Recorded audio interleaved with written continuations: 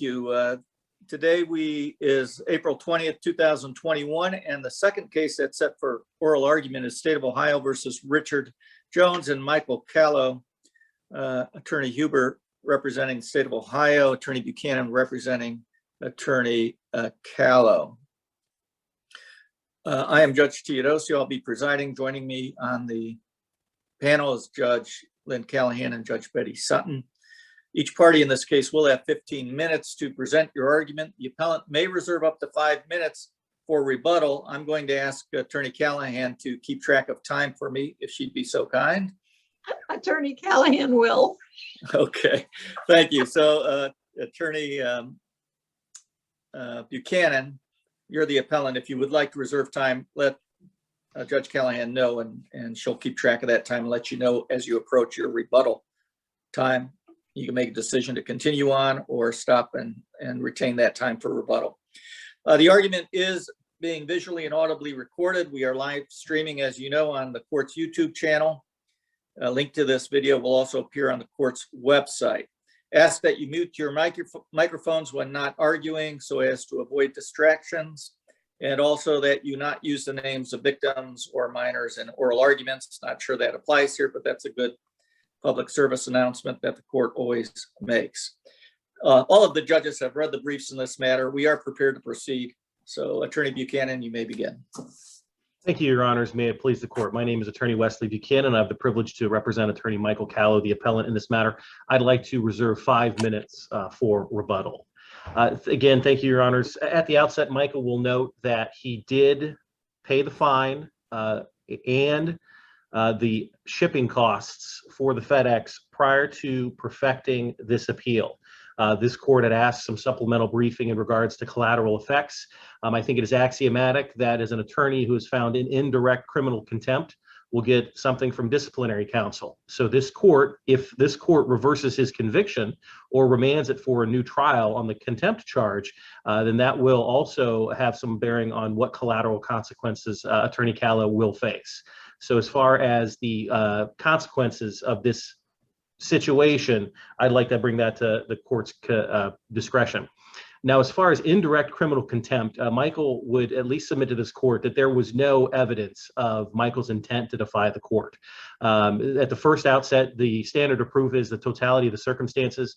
This court, pursuant to Local Rule 8E, took notice of the mandamus and prohibition action within the Ohio Supreme Court that was decided.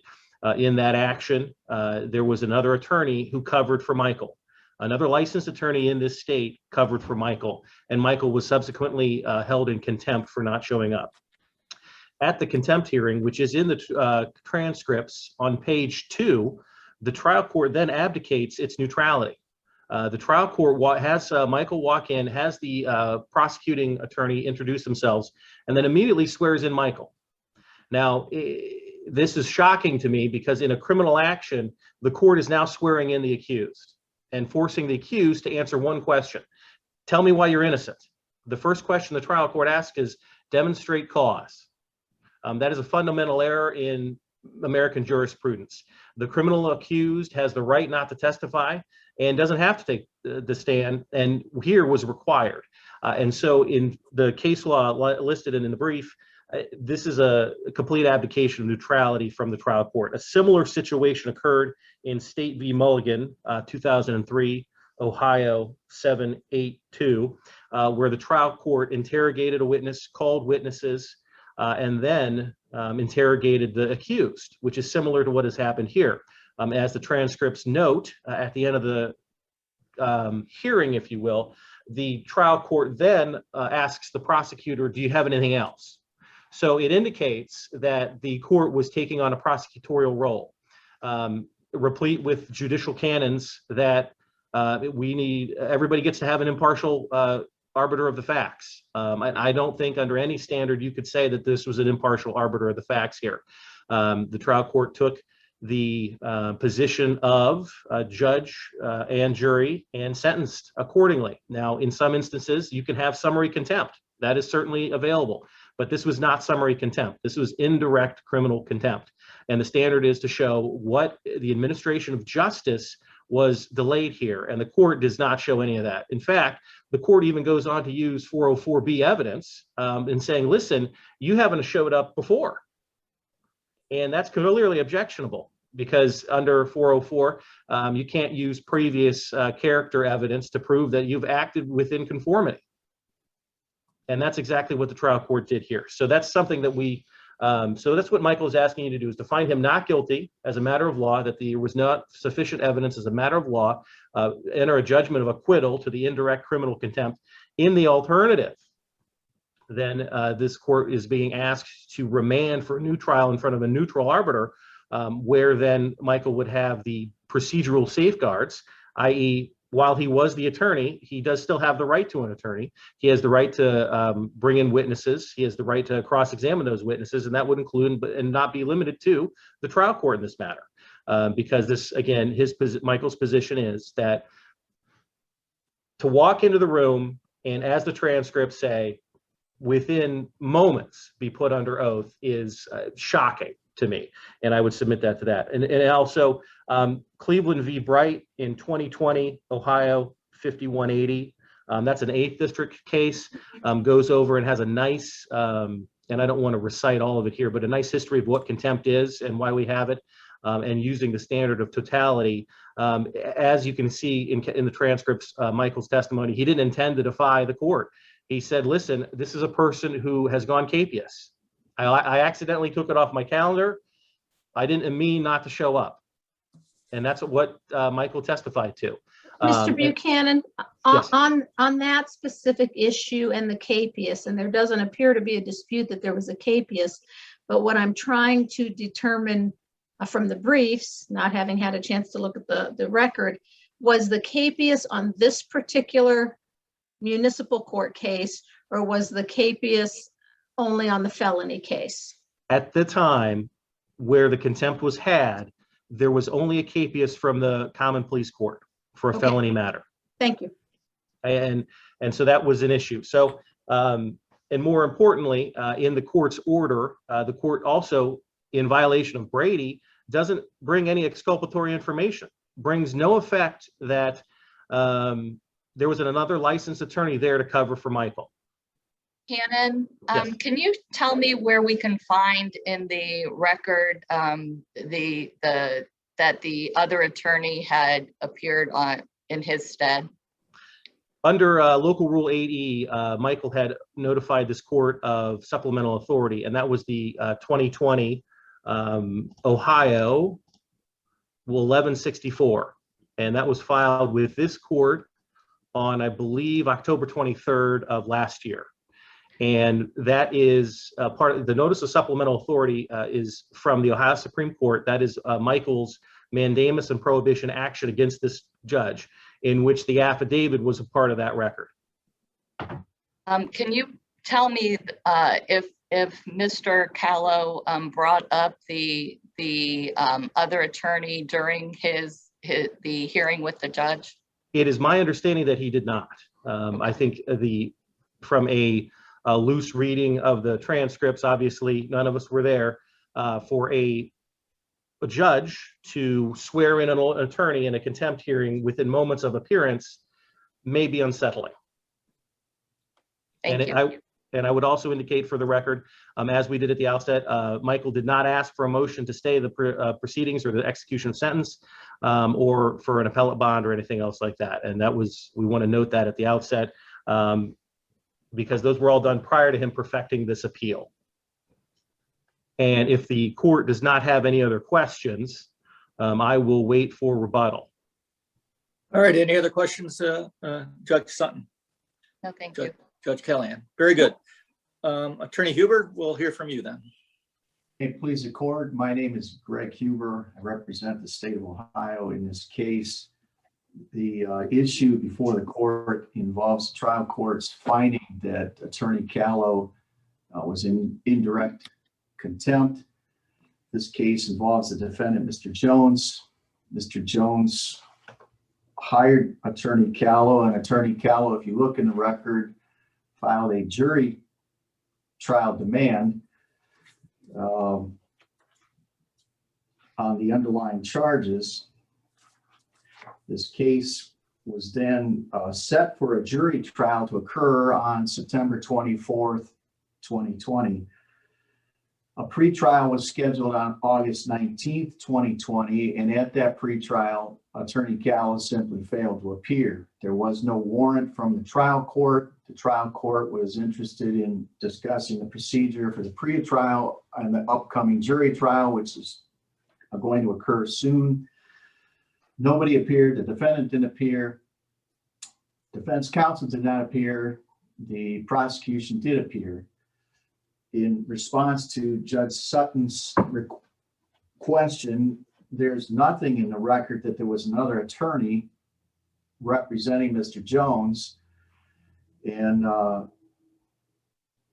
it's not as though anybody can just pop into a pretrial and speak on behalf of the defendant or resolve the procedural issues concerning Attorney Callow's request for a jury trial.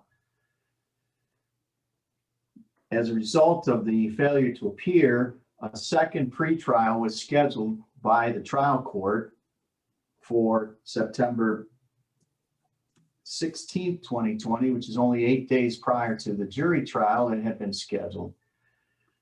Once again, Attorney Callow failed to appear. The state of Ohio did appear, and there's no explanation at any of these pretrials as to what's occurring.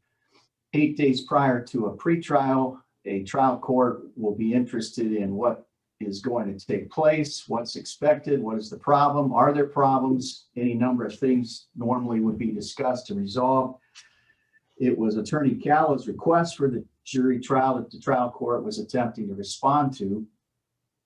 And the trial court at the municipal level would not necessarily have direct knowledge about what Mr. Jones's status amounts to in the felony court system. Somebody needed to offer some explanation to the trial court. The trial court is going to be calling in jurors 8 days from the last pretrial. There was nothing filed to excuse any absence or even offer or withdraw the jury demand. As far as the trial court knows, there's going to be a jury trial in 8 days, and the trial court does not know what is going to occur. And if you're bringing in jurors, I would think it would be in the interest of the trial court to try to find out.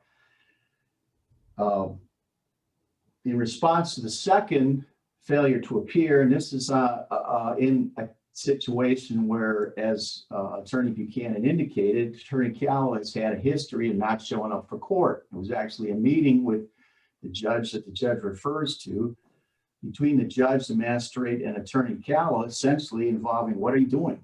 If you're going to represent people in our court, you need to be here for hearings. The issue with respect to indirect contempt, as stated in the appellant's own brief,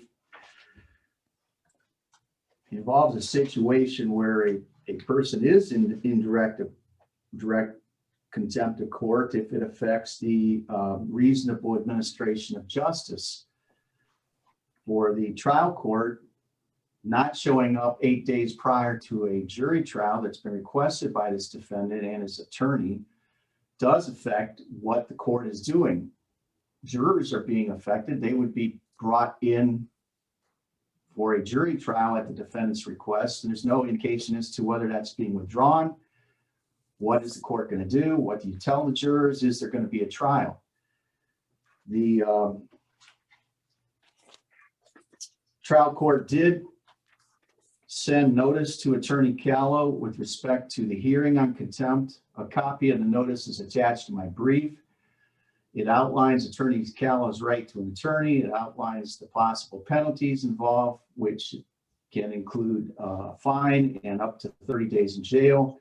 The matter was heard before the court. The court has a transcript of the hearing, and essentially this is affecting Judge Warner, and he's asking Attorney Callow, what happened? Why were you not at a mandatory pretrial?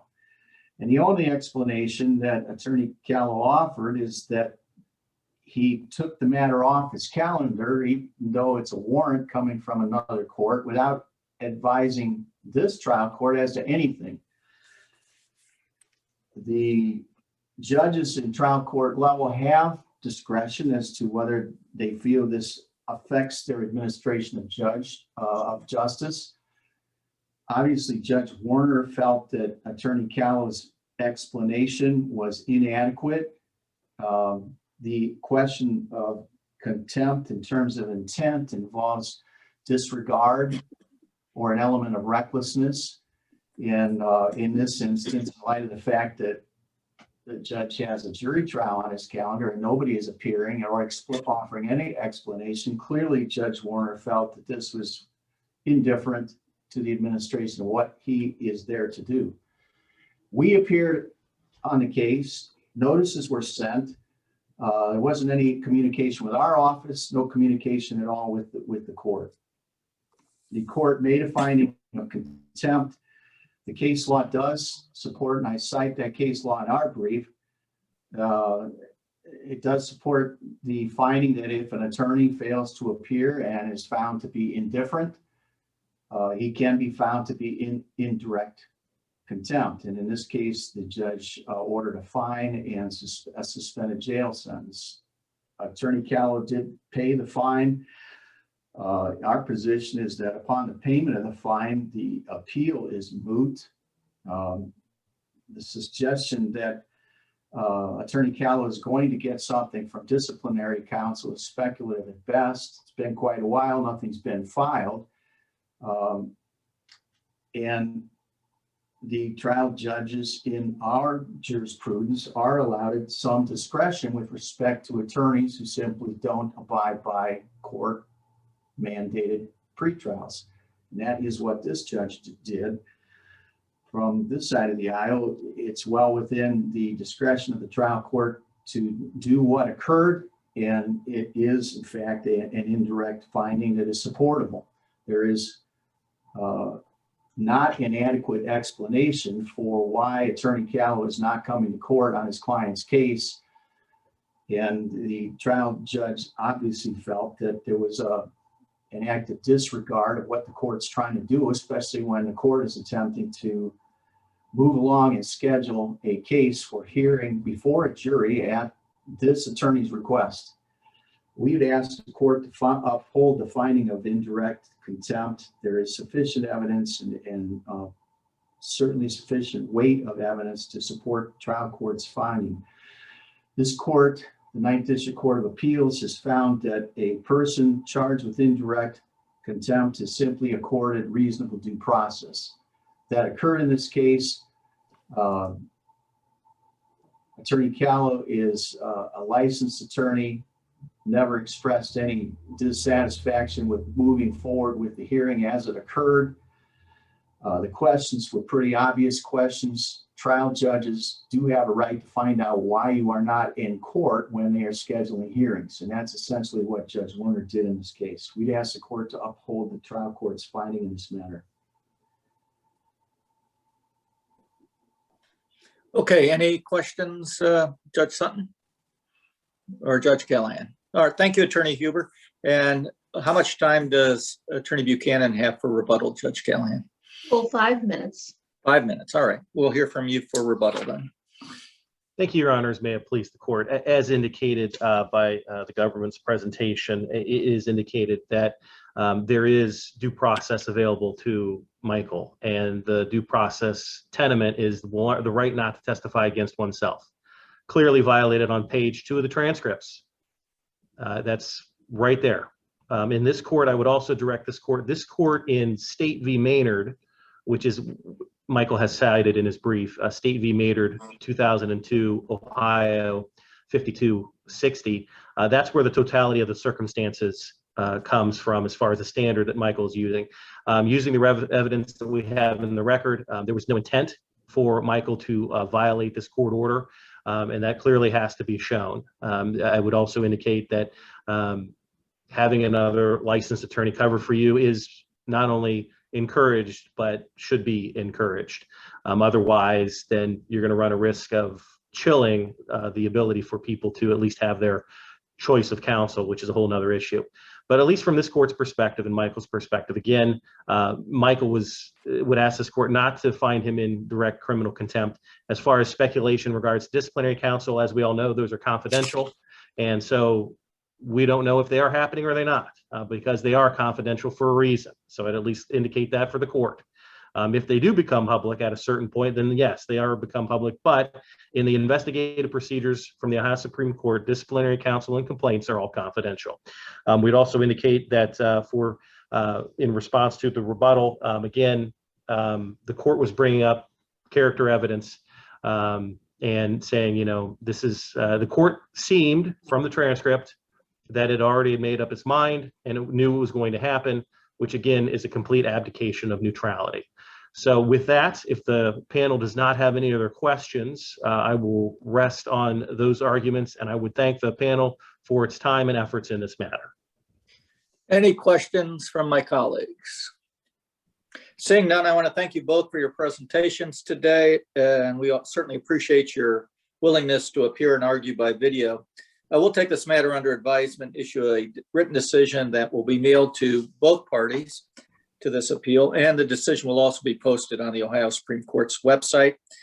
With that, the court will be adjourned until Thursday, April 22nd. Counsel, have a great day today. Thank you. Thank you.